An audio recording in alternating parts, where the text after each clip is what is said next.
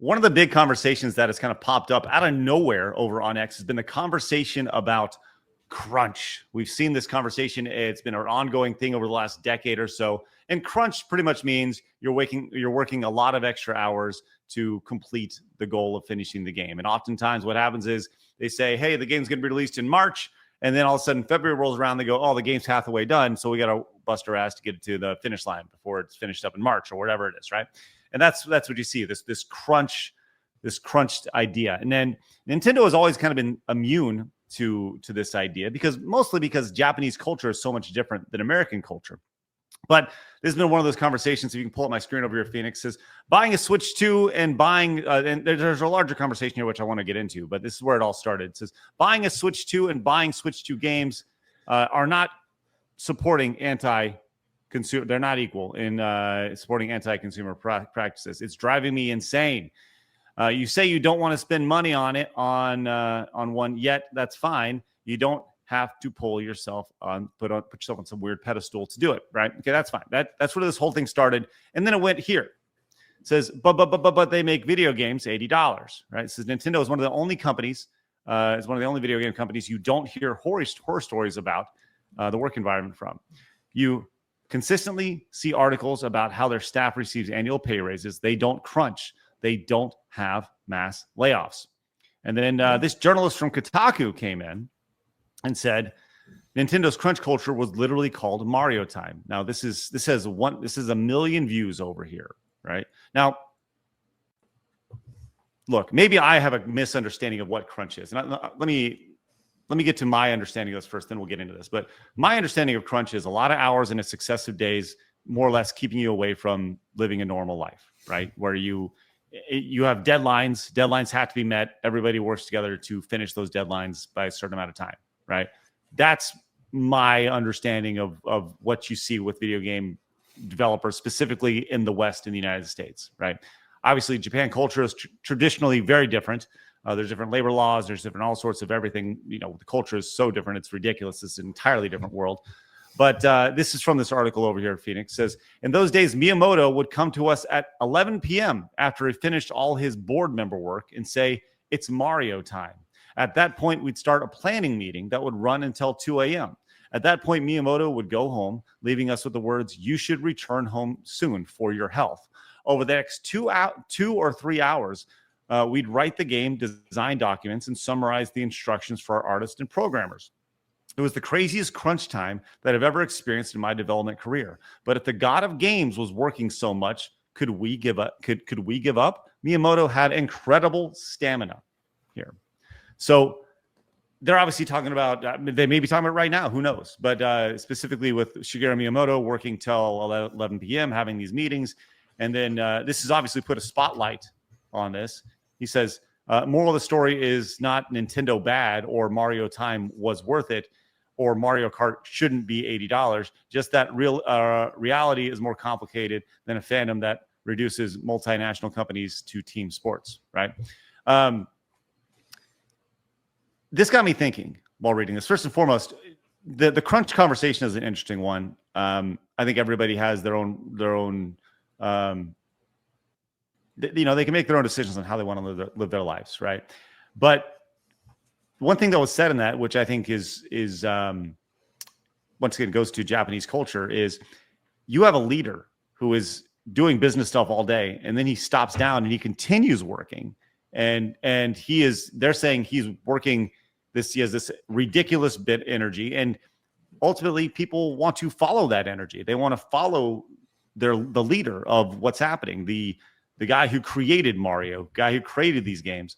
So, he's leading by example in a lot of these situations. And don't forget in that he also encouraged them to go home, right? He didn't say you need to stay to get this done. He encouraged them to go home.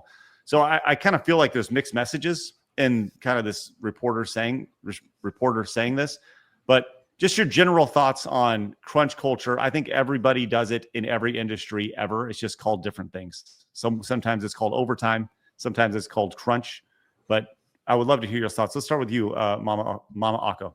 Well, I know for me, I when I used to work as an Amazon driver back in Houston, we did quite a lot of overtime during Prime Week, and it's just like I'm used to occasionally having to pick up more. I know that with game developers, I they're not salaried; they all make hourly.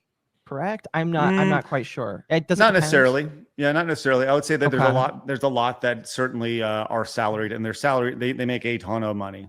Yeah, fair enough. Fair enough. All I would say is just I understand like when you have deadlines like that and you promise deadlines like that. Yeah, it really sucks when you have to come to the employee and say, "Hey, we need this done now." And I've seen quite a lot of horror stories of seeing that from game developers and all that kind of stuff. I mean, I've seen it not just with game developers, but with animation studios and with movie studios as well. Like it's all over the place. I think it depends on the culture at the company. Like if your boss is willing to stay late with you and willing to do stuff with you, then I think it depends. It really does depend. Like if I had a boss that was like really cool and really nice, and he's like, "I'm going to get down on the dirt with you," I probably would do a little bit of overtime for him.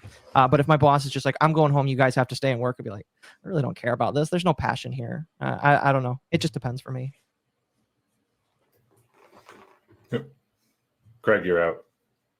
Blabs Phoenix, what do you think? I would say real fast that I think it all depends on the way leadership fosters their company, right? So if you build an environment where you do respect your employees, that crunch isn't just like, yeah, we always add crunch to everything we do, that it just becomes commonplace. Then you're going to find that your team, if you've fostered a really good community and a really good team, you're going to find that they want to help out, that they're like, okay, look, hey, because of X circumstance, we need to push a little harder. I think you'll find that 80% of that crew is probably going to get in the mud with you and really help. And especially if they're seeing their leader kind of doing the same or operates in that kind of same manner, they're going to be behind you. So it all depends on the culture of that company that you create. And it sounds like Nintendo in a lot of ways has done it right, where other companies have totally done it wrong. And that's where you see a lot of the horror stories. So this goes to a larger conversation here, which as I was reading that, I thought to myself, is Shigeru Miyamoto married? Does Shigeru Miyamoto have a kid? I don't know the answers to these things. I don't know much about him privately, right? But that led me to a larger question of like, if he was to do it all over again, right? Some people are wired differently. We've seen this all the time on social media. You see these, we talk about that Bitcoin millionaire who's like, I'm 43 years old. I got no kids. I got, whatever. I'm rich, whatever. I'm going to, and he looks like a total tool bag, right? And he's like downplaying the idea of having kids and things like that. And as a father, I would trade all the money in the world to make sure my kids are, to make sure my kids are in my life. Right. Absolutely. So, there's different perspectives on a lot of things. And I think for a lot of parents, their life truly begins when they had kids, when they had their first child. You have two different lives, one that serves you and then one that serves your kids. And, but ultimately, depending on your belief, you could say you serve God or whatever. But with that said, one that's about you and one that's about your kids. And then once your kids leaves, I think it kind of turns back to you.